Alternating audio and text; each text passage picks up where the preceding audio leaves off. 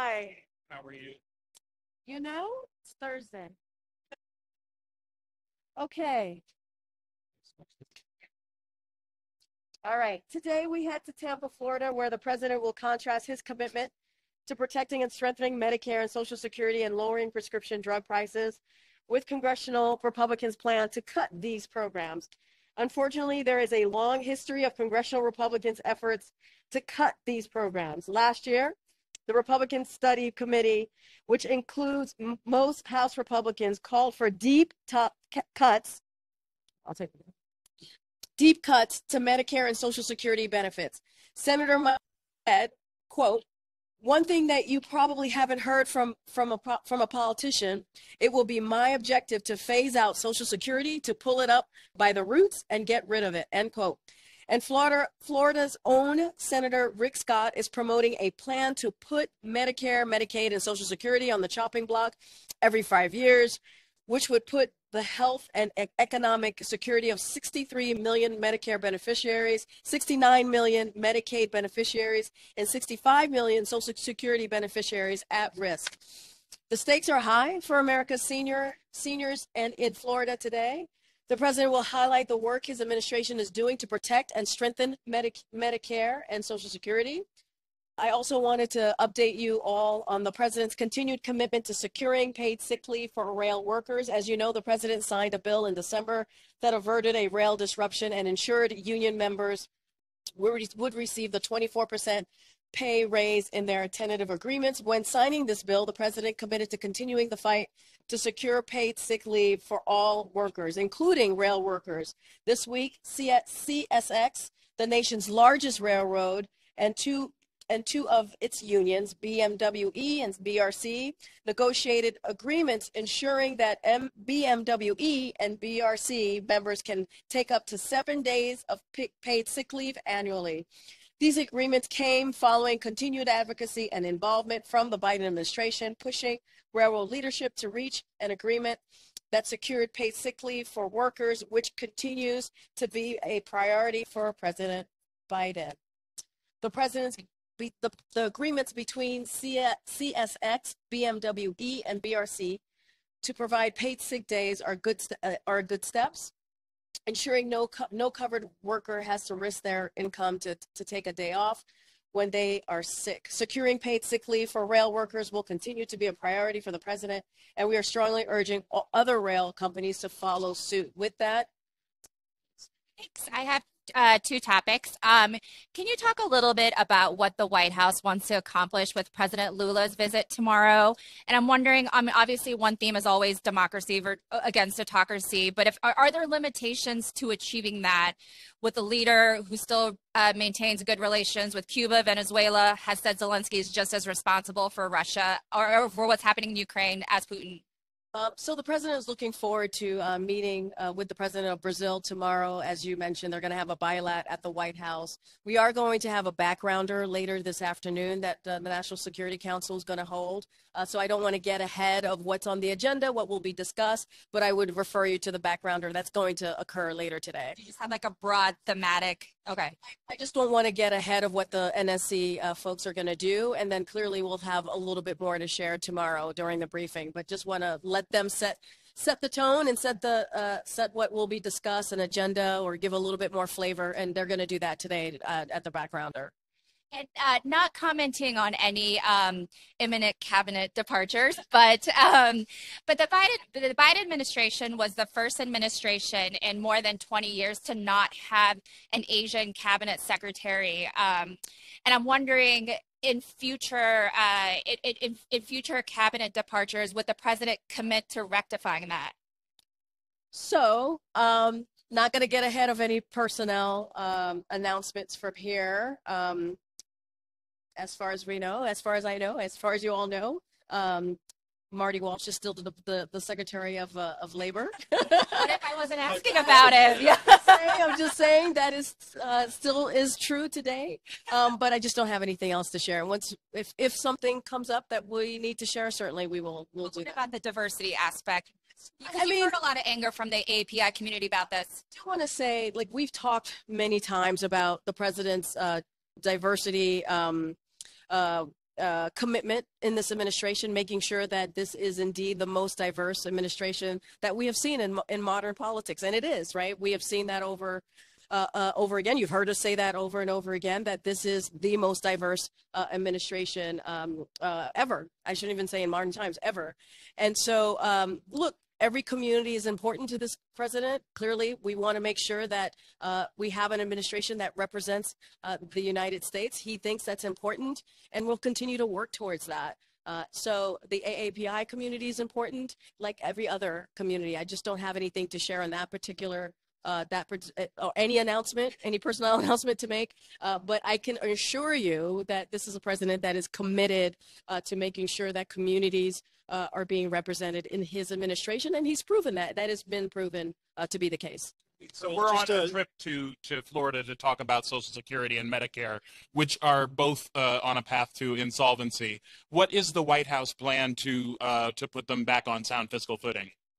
Put the Medicare and Social Security? Correct. You've heard the president talk about this for, gosh, since the campaign, about how it's important to fight for Medicare, how it's important to fight for Social Security, and he's going to continue to do that.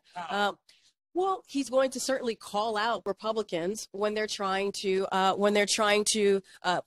put a bullseye on those two programs that taxpayers pay into, that taxpayers actually deserve. And you've heard me talk about it. We're talking about seniors. We're talking about vets. But if you look at the Inflation Reduction Act, for example, right, that has in that piece of legislation that the president signed just last year, it strengthens Medicare. It protects Medicare. It helps lower costs, in particular, especially for seniors. So the president has taken actions in his piece of legislation turned into law, where he zeroes in on making sure that we're protecting Medicare. Now, look, the president's been very clear. You heard him. You heard him during the State of the Union. You heard him yesterday in Wisconsin. You heard him in an interview that he did with PBS. Republicans, if that's what they want to do, which they have said, we have the receipts from many of you who have laid out. We like receipts here, as the young people say, that have laid out. And said, said specifically, Republicans in the House have said, and Senate have said, that they want to sunset these two programs and have put forth plans on how to do that. So what we want to see, the president's going to put his budget out on March 9th. He's going to lay out how he's going to put forward a fiscally responsible budget for fiscal year 2024, and he's asking the House, Republicans to put forth their budget. If this is what they want to do, okay, let's see what your spending cuts are. But again, the president's going to continue to fight for these key consequential programs that Americans deserve. I was on the campaign trail in 2020. The president actually campaigned on increasing Social Security benefits in a number of areas. Is that still on the table, and what is the president going to do on that? So I don't want to get ahead of his March 9th budget. I'm not going to get ahead of what he's going to talk about specifically or what he's going to lay out. I know better to not get ahead of the president, so I'm not going to do that. What I can say for sure and for certain, and what the president has said over and over again, is that he's going to protect, he's going to fight, and he's going to call out these House Republicans and Senate Republicans who have continuously said over the years, and especially the last several months, that they want to cut those two key benefits, again, that taxpayers deserve and pay into and should benefit from. Yeah.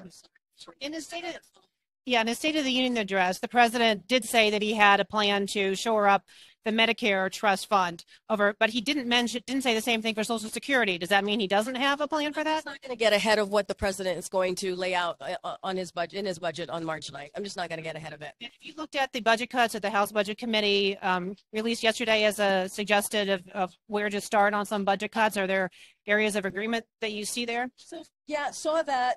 Look, what we think is this is a list, just another set of Republican suggestions that would raise costs for seniors. That's how we see it. Middle-class families and students, take away people's health care, increase poverty, and reverse our progress on jobs. That's how we saw the list that they put forth.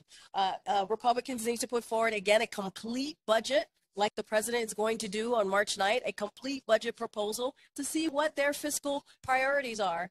And so that's what we want to see. That's what we're going to call out for. And we need it to be in full, and we need it to be transparent, just like we're going to do. Yes. I have a couple, but right off the top on Turkey, we've obviously seen the catastrophic death toll continue to grow. I know the administration's both been in contact and been working on aid proposals. Any update from the U.S. side on that? Thanks for that question. What we are all witnessing and seeing in Turkey and Syria is devastating. So 2 urban search and rescue teams from USAID, composed of 159 members and 12 rescue dogs, are now on the ground to support Turkey search and rescue efforts. We have also deployed approximately 170,000 pounds of specialized tools and equipment, including hydraulic, concrete, braking equipment, saws, torches, and drills, along with advanced medical equipment to assist with search and rescue operations. We also have U.S. personnel on the ground working to address the needs of those injured and displaced by the earthquakes. U.S.-supported humanitarian partners are also responding to the destruction in Syria as well, and the Department of Defense is working to identify any future capabilities that might be needed to support the response. As you know, the president called the president of Turkey just a couple of days ago. I don't have any calls to read out, but clearly we stand by, and we have clearly are ready to assist in any way possible. And then obviously the president's traveling to Florida. The governor of Florida is currently in a bit of a battle with Disney. At this point in time, I was wondering if the president was going to weigh in or had any thoughts on that from his point of view. I don't know about you all, but I certainly would not get into a fight with Mickey Mouse. I don't think that would be the thing that I would be doing. And I don't think that's what Governor Sanders, as you heard from her rebuttal, I don't think that's what she meant when she said there's a choice between normal and crazy. So I'll leave that there. But the president, as you know, Phil, is in Florida today to talk about very real things that matter to Floridians. As I mentioned, expanding affordable health care and protecting Medicare and Social Security from dangerous attacks by Republican officials, as you'll hear the president continue to call out and do. More details about the scope of the Chinese surveillance balloon program. What's the U.S. policy if we detect new balloons heading towards the country? Is it to shoot them down before they enter U.S. territory, or what is it? I got this question last time. It's a hypothetical question, so I'm not going to get into hypotheticals. Clearly, every event is going to be very different. As you've heard reported, there were 3 balloons during the Trump administration that were not shut down, right? That were able to move out of the U.S. continental air. And this last one clearly was something different, but I'm certainly not going to get into how the intelligence community or the Pentagon moves forward with this program and how they assess. Just not going to get into details on any hypotheticals, which is not possible to do. And was the president surprised by the Republican response to his allegations about Social Security and Medicare cuts during his State of the Union address?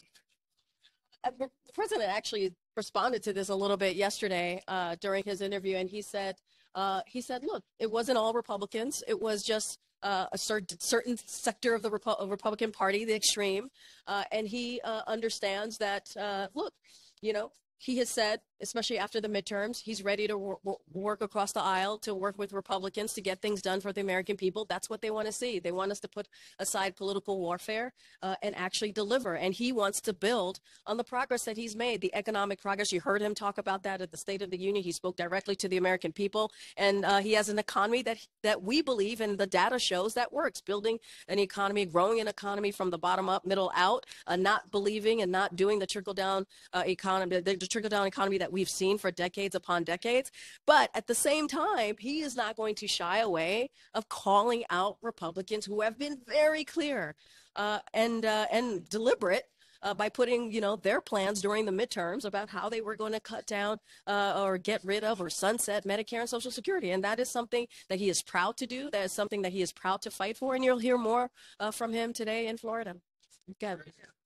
Senator Rick Scott has responded, essentially saying that the president should resign. He put out an ad in Florida accusing the president of cheating on his taxes and gutting Medicare. That's his response. What's the White House response to? Response. And like CNN's fact check just 2 nights ago verified, as the president said, Scott's proposals would sunset all federal legislation, including Medicare and Social Security. That has been fact-checked by one of your colleagues here, network here, CNN. Speaking of fact checks, though, Senator Scott's attack on us for lowering drug costs has been roundly debunked. Senator Scott's ad only cements that congressional Republicans are targeting Medicare, repealing the AARP-backed Inflation Reduction Act. Scott's now calling for would be the largest cut to Medicare benefits in decades. Every time Rick Scott opens his mouth, he proves the president's point. He doubles down. He doesn't step away. He actually doubles down, as he did this morning. The man who got rich overseeing the biggest Medicare fraud in history, let's not forget that, is protesting too much once again. So I'll leave it there. Karine, a couple more on China that are hopefully less hypothetical. Do you think the partisan response of Republicans bashing the administration for its handling of it sort of plays to China's hands here? Look, I'm just going to keep it really simple and basically repeat what the president said. And he said that he was very clear, make no mistake about it. If China threatens our sovereignty, we will act and protect our country. And that's what he did. He made sure that we protected Americans. We made sure that, remember when that balloon was on its path, we were able to collect sensitive, secure information from that balloon. We were also able to protect any national security sensitive information that was on the ground as it was moving on its path. And when it was safe, where the Pentagon felt like American public, the American citizens would be safe and protected, the president ordered to shoot it down. That's what we did. That's what a commander-in-chief does. And we responded very clearly. And we believe, the president believes, that we will respond when needed.